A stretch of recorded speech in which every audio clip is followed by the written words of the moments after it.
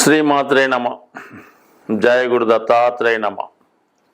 ఈ వీడియోలో మనం 2025వ సంవత్సరంలో ఏ రాశుల వారికి ప్రభుత్వ ఉద్యోగం అనుకూలంగా ఉంటుంది, అలాగే ప్రభుత్వ ఉద్యోగం కాకుండా వారు చేసే ప్రయత్నాన్ని బట్టి ఒక పెద్ద జాతీయ అంతర్జాతీయ స్థాయిలో ఉన్నటువంటి సంస్థల్లో ఉద్యోగంలో ప్రవేశించడానికి కానీ ఉద్యోగంలో మార్పు కొరకు చేసే ప్రయత్నాలకి ఈ 2025వ సంవత్సరం మన మే నెల నుంచి ముఖ్యమైనటువంటి గ్రహాల మార్పు కారణంగా ఏ రాశి వారికి ఏ ఫీల్డ్, ఏ పరిశ్రమలు, ఏ సంస్థల్లో అనుకూలత ఉంటుంది, అలాగే వారు ఉద్యోగం చేసుకుంటేనే మంచిదా, లేదంటే వ్యాపారంలోకి మారితే ఇంకా ఇంప్రూవ్మెంట్ సాధించవచ్చా, మరి కొందరైతే 2 రకాలుగా చేసుకుంటే ఏ విధంగా ఉంటుంది అన్న విషయానికి ముఖ్యంగా ఎవరికైనా వారి జీవితంలో పైకి రావాలంటే ఒకటి వారు ప్రయత్నం ఉండాలి, అలాగే వారికి తగు విధమైన అర్హత, వారికి ఏ స్థాయిలో ఆ స్థాయిని బట్టి మనం చేసుకుంటే ఆ ప్రయత్నం ముందుకెళ్తుంది తప్ప మన స్థాయిని మించి చేసే ప్రయత్నాలు కూడా చాలా వరకు అత్యాశకు వెళ్ళినట్టు అవుతుంటాయి. కాబట్టి దానివల్ల కూడా ఉపయోగం ఉండదు. బట్ ఏదైనా మీ అర్హత, మీ స్థాయిని బట్టి ప్రయత్నం చేసినప్పుడు దానికి గ్రహాల యొక్క సహకారం కూడా కొద్దిగా యాడ్ అయ్యి అది మీ యొక్క భవిష్యత్తుకి ముందుకు తీసుకెళ్ళడానికి అనుకూలత ఏర్పడుతూ ఉంటుంది. అలాగే మనం ఏదన్నా ఒక వ్యాపారం చేయాలి అనుకున్నప్పుడు వరుసగా వస్తున్నటువంటి ఆ జాతకుడి యొక్క దశలు, అంతర్దశలు, ఈ గోచారంలో ఈ మధ్యలో ఏలినాడు శని, అష్టమ శని రాకుండా కంటిన్యూగా కనీసం ఒక 10 సంవత్సరాలైనా ఒక మంచి పీరియడ్ ఉంటే ఆ జాతకుడు ఆ ఫీల్డ్లో నిలదొక్కుని దాంట్లో ధనం, నేము సంపాదించడానికి అనుకూలత ఉంటుంది. మనం ఏదైనా ఒక వ్యాపారం కానీ ఒక వ్యవహారం కానీ ప్రారంభించినప్పుడు ప్రస్తుతం ఉన్నటువంటి టైం చూసుకోవడం జరుగుతుంటుంది. అంటే ఒక 6 నెలల దాకా, సంవత్సరం దాకా టైం బాగానే ఉంది కాబట్టి ఈ ప్రారంభం అది బాగానే జరుగుతుంది. ఆ సంవత్సరం 6 నెలలు దాటిన తర్వాత నెమ్మదిగా మరి ఆ బ్యాడ్ పీరియడ్ స్టార్ట్ అయినప్పుడు మొత్తం క్లోజ్ అవ్వడం కూడా జరిగి చివరికి అప్పులు మిగిలే అవకాశం ఉంటుంది. కాబట్టి ఏదైనా ఉద్యోగంలో ప్రవేశించడానికి రాబోయే దశలతో పెద్దగా ఫలితం అక్కర్లేదు. రాబోయే దశ బాగున్నా బాగుపోయినా ఉద్యోగంలో ప్రవేశించాక అది ఉద్యోగంలో ఒడిదుడుకులు ఎదుర్కొన్నా అది కంటిన్యూగా అవ్వడం జరుగుతుంటుంది. అంటే ప్రభుత్వ ఉద్యోగం అయినప్పుడు, మళ్ళీ ప్రైవేట్ ఉద్యోగం అయినా కాబట్టి కొంత ఆటుపోట్లు ఉంటాయి. బట్ ఏదైనా ఉద్యోగంలో ప్రవేశించాలనుకున్న వాళ్ళకి రాబోయే పీరియడ్ అంతా బాగలేకపోయినా ఇప్పుడు ఉన్న పీరియడ్ బాగుంటే అతను ఉద్యోగంలో సక్సెస్ అవ్వడానికి అవకాశం ఉంటుంది. అదే వ్యాపారానికి అలా కాదు, ఇప్పుడు పీరియడ్ బాగుండాలి, రాబోయే పీరియడ్ బాగుండాలి, ఆ తర్వాత రాబోయే పీరియడ్ బాగుంటేనే వ్యాపార పరంగా సక్సెస్ అయ్యే అవకాశం ఉంటుంది. కాబట్టి ఇన్ని రకాలుగా ఆలోచించి అధిక మొత్తంలో పెట్టుబడి పెట్టేవాడు ఇవన్నీ ఆలోచించవలసి ఉంటుంది. పెట్టుబడి లేకుండా ఏదో రియల్ ఎస్టేట్ లాంటిదో ఏదో చేసుకుంటే దానికి పెద్దగా ఆలోచించక్కర్లేదు. కేవలం కష్టపడితే చాలు, అదృష్టం ఉంటే అదే కలిసి వస్తుంది. స్వస్తి. అంటే ఇది ఇంట్రడక్షన్. మేషరాశి వారికి ఎప్పుడూ కూడా వాళ్ళకి అధికార హోదా కలిగినటువంటి ఉద్యోగమే సంతృప్తినివ్వడం జరుగుతూ ఉంటుంది. ఎందుకంటే మేషరాశిలో కుజుడు స్వక్షేత్రం అవడం, అదే రాశిలో రవి ఉచ్చ పొందుతూ ఉంటాడు. అందుకని వీళ్ళకి ముఖ్యంగా కలిసి వచ్చేది రాజకీయ రంగం అన్నది, పరిపాలన, అడ్మినిస్ట్రేషన్ అన్నవి నెంబర్ 1గా కలిసి వస్తాయి. అయితే ఉద్యోగం ఎంతసేపు కుజుడు మన రాష్ట్ర క్యాబినెట్లో హోంమంత్రి లాంటి వాడు అన్నమాట.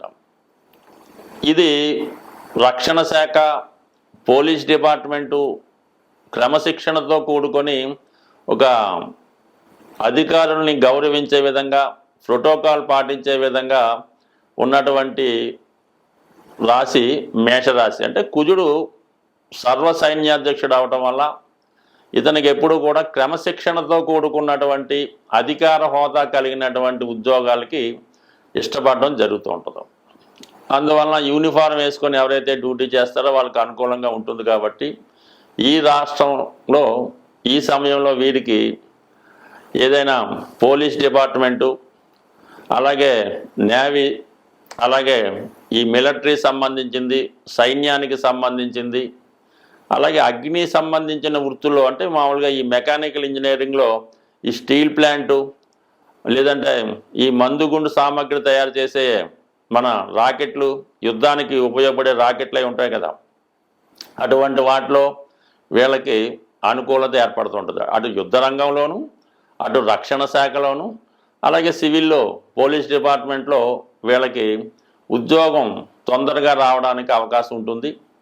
అలాగే వీళ్ళు ఇది రాశి క్షత్రియ రాశి కాబట్టి ఇవన్నీ కూడా వీళ్ళకి అనుకూలంగా ఉండడం జరుగుతూ ఉంటుంది. అయితే ఇప్పుడు ఈ సంవత్సరంలో ఏర్పడినటువంటి గ్రహస్థితి ఈ రాశి వారికి రాహు మరి మనకి ఈ మే నెల నుంచి లాభస్థానంలోకి రావడం వల్ల, రాహు ఏంటంటే విదేశాలకు సంబంధించింది, అలాగే దేశ రక్షణకు సంబంధించింది, అలాగే కొంత సిఐడీలు, రహస్యంగా యుద్ధం చేసేవాళ్ళు, ఇలాగా ఇటువంటి శాఖలకు సంబంధించింది. కాబట్టి కంపల్సరీగా మేషరాశి వారికి రక్షణ శాఖలో ఉద్యోగ ప్రయత్నాలు చేసుకుంటే 100% అంటే ఈ సంవత్సరమే కాదు, ఈ మే నెల మొదలుకొని రాబోయే 18 నెలల వరకు ఎటువంటి పోలీస్ డిపార్ట్మెంట్ కానీ, రక్షణ శాఖ కానీ, లేదంటే ఈ యుద్ధ విమానాలు తయారు చేసినటువంటి ఆ సంస్థలో కానీ కంపల్సరీగా అవకాశం వచ్చే అవకాశం ఉంది. అలాగే వీళ్ళకి భూములకు సంబంధించి బిజినెస్ చేస్తున్నటువంటి రియల్ ఎస్టేట్ సంస్థల్లో అంటే చాలా పెద్ద పెద్ద 1,00,000 కోట్లలో టర్నోవర్ ఉన్నటువంటి రియల్ ఎస్టేట్ కంపెనీల్లో మీరు ఏదైనా ఉద్యోగ ప్రవేశానికి ప్రయత్నాలు చేస్తున్నా కూడా మీరు ఆ రంగంలో కూడా కంపల్సరీగా రాణించే అవకాశం ఉంది. అంటే ఇంచుమించు ఈ భూములు మార్కెటింగ్ చేసి సేల్స్ చేయడంలో కూడా ఈ సంవత్సరం మీకు బాగా రాణించే అవకాశం ఉన్నది. ఎందుకంటే కుజుడు కూడా మనకి ప్రస్తుతం కర్కాటక రాశి నుంచి తర్వాత రాబోయే ఈ సింహరాశి నుంచి మారబోయే రాశులన్నీ కూడా ఈ జాతకులకి కుజుడు బలం కూడా కంపల్సరీగా పెరుగుతుంది. ఇంకా గురువు 3వ స్థానంలో రావటం వల్ల ఏంటంటే మీకు కమ్యూనికేషన్స్ బాగుంటాయి అన్నమాట. మీరు ఎక్కడికి వెళ్ళి ఎంత గొప్పవాడితో మీరు ఇంటర్వ్యూ కోరినా వస్తుంది, వారితో సులభంగా మాట్లాడవచ్చు, వాళ్ళని బాగా ఒప్పించడానికి కూడా ఈ గురువు 3వ స్థానంలో ఉండడం వలన మీకు అనుకూలించడం జరుగుతుంది. అలాగే మరి కేతువు 5వ స్థానంలోకి రావడం జరిగింది.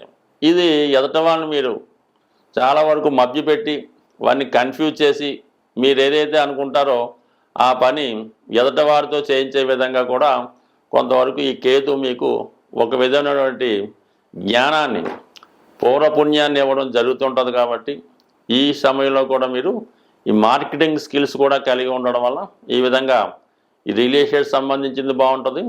అలాగే ఉద్యోగ ప్రయత్నాలు చేస్తున్న వాళ్ళకి అటు గ్రూప్ 1 పనిచేస్తుంది, సివిల్స్ పనిచేస్తుంది.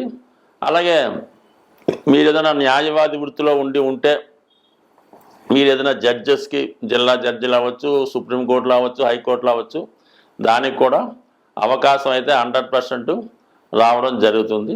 అలాగే శని భగవానుడు కూడా మీకు 12వ స్థానంలో ఉన్నప్పుడు మీతో ఎక్కువ కష్టపడేలాగా చేస్తూ ఉంటాడు. కాబట్టి ఈ సమయంలో మీరు ఉద్యోగ ప్రయత్నం చేసినప్పుడు మీ బాధ్యత కూడా పెరుగుతుంది. కాబట్టి ఆటోమేటిక్గా మీరు ఓవర్ టైము, అధిక శ్రమ పడవలసి ఉంటుంది.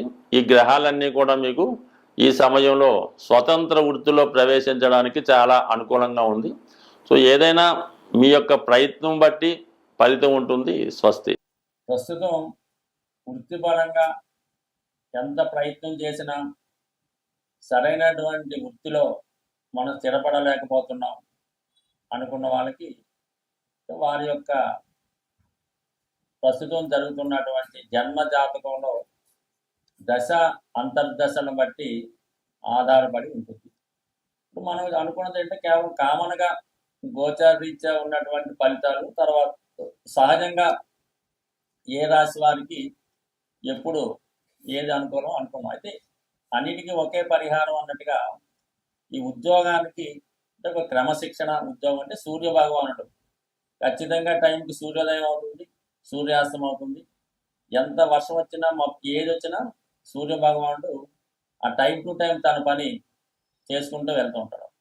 అలాగే ఏదైనా వృత్తిలో స్థిరపడాలనుకున్న వాళ్ళకి ఒక క్రమశిక్షణగా ఒక ఉదయం వేకువజామునే లెగ్స్ ఉండడం, అలాగే సాయంకాలం సమయంలో నిద్ర, ఇవన్నీ ఒక టైంలో పంచువాటిగా చేయాలి. మీరు పొద్దున్న లేచారు 5:30 ఓకే, ఇదే పార్క్ వెళ్ళారు వాకింగ్ అరగంట టైం ఓకే, టిఫిన్ 9:30 అంటే 9:30కి రోజు భోజనం 1:30 2 అనుకుంటే ఆ టైంలోనే భోజనం, సాయంకాలం 4 గంటల టీ అంటే 4 గంటలకే తాగండి, మళ్ళీ 8 గంటల ఈ టైం మెయింటైన్ చేయండి. మీరు ఖాళీగా ఉండండి, కానీ ఈ ప్రతి పని కూడా ఒక టైంకి పర్ఫెక్ట్గా చేయడం వల్ల, అలాగే మీరు ఎక్కడ ఉన్నారు మీ మదర్కి ఫోన్ చేయండి, ప్రతిరోజు అదే టైంకి లేచినంటే ఉదయం 7 గంటలకి అదే టైంకి మీరు ఫోన్ చేయండి, ఆవిడ ఎదురు చూస్తుంటారు, మీ పని కార్యక్రమం పూర్తవుతుంటారు.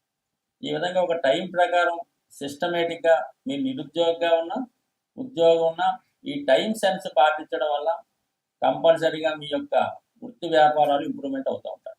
మీరు ఒక షాప్ పెట్టుకున్న కాలనీలో ఉన్నారు, ఒక్క మనిషి రానివ్వండి రానివ్వకండి, టైం మెయింటైన్ ఉదయం 6 గంటలకి షాప్ ఓపెన్ చేయమని బోర్డు రాయండి, 6 గంటల నుంచి సాయంకాలం 6 గంటల దాకా ఉంటుంది. ఎంత ఇబ్బంది వచ్చినా ₹1 అమ్మకపోయినా ఉదయం 6 నుంచి సాయంకాలం దాకా ఓపెన్ అయి ఉంటే నెమ్మదిగా మీ కస్టమర్స్ పెరుగుతారు, సమయంగా ఆ టైంకి వచ్చి తీసుకెళ్ళడం కూడా జరుగుతూ ఉంటుంది. అదే ఒకరోజు 10 గంటలకి, ఒకరోజు సాయంకాలం 4 గంటలకు క్లోజ్ చేయడం, వర్షం వచ్చిందని సెలవు ఇవ్వడం, ఈ విధంగా చేయడం వల్ల మీ కస్టమర్ మీ దాకా రాడు, ఎక్కడో అక్కడ బయట నుంచి కొనుక్కొని మీరు ఉంటారో తెలియదు కాబట్టి వాడు ముందు ఏర్పాటుతోనే రావడం జరుగుతుంటుంది. కాబట్టి వ్యాపారం అయినా ఉద్యోగం అయినా క్రమశిక్షణ టైం మెయింటైన్ చేయండి. ఇదే దైవారాధన లాంటిది. Work is worship, duty is God అన్నట్టుగా మీరు ప్రవర్తిస్తే 100% ఉద్యోగం అయినా వ్యాపారం అయినా సక్సెస్ అవుతారు. దాంతోపాటు ఏంటంటే ప్రతిరోజు సూర్య భగవానుడి ఆరాధన, అంటే అతనే క్రమశిక్షణ కారణం అవుతుంటాడు. ధనాన్ని ఇచ్చేది కూడా సూర్య భగవానుడే కాబట్టి ఈ విధంగా మీరు సూర్య భగవాన్ని పూజించుకోవడం, ఆదివారం నియమంగా ఉండడం చేయడం వల్ల కంపల్సరీగా మీరు ఏ వృత్తిలో ఉన్నా రాణిస్తారు. అయితే కొద్దిపాటి మాన్యువల్ రెమెడీ అనుకోండి, మామూలుగా ఈ జంతువులకి, అది ఆవు కావచ్చు, గుర్రాన్ని కావచ్చు, పిల్లి కావచ్చు, చెరువులో చేపలు కావచ్చు, ఈ మూగ జీవులకి ఆహారాన్ని అందించడం కూడా మీకు చాలా వరకు ఈ వృత్తిలో అభివృద్ధికి సహకరించే అవకాశం ఉంటుంది. ఈ విధంగా చిన్న రెమెడీస్ ఎక్కువగా ఈ డ్రై ఫ్రూట్స్ ఉంటాయి కదా, ఎండు ద్రాక్ష, ఎండు ఖర్జూరం లాంటివి ఏదో ఒక మీకు అనుకూలమైన రోజు ఎక్కడ ఉన్నటువంటి మరి సాధువులు లాంటి వాళ్ళకి ఈ డ్రై ఫ్రూట్స్ పంచిపెట్టడం వల్ల చిన్న వృత్తిపరమైనటువంటి చికాకులు, అంటే ఏదన్నా ప్రతిదానికి ఒక రెమెడీ, ఒక సమస్య ఉంటుంది. అయితే మనం ఆ ప్రయత్నం చేస్తూ ఈ పరిహారాలను కూడా చేసుకోవడం వల్ల మరి భగవంతుడి యొక్క అనుగ్రహంతో ఉపాధిలో స్థిరత్వం వచ్చే అవకాశం ఉంటుంది. స్వస్తి.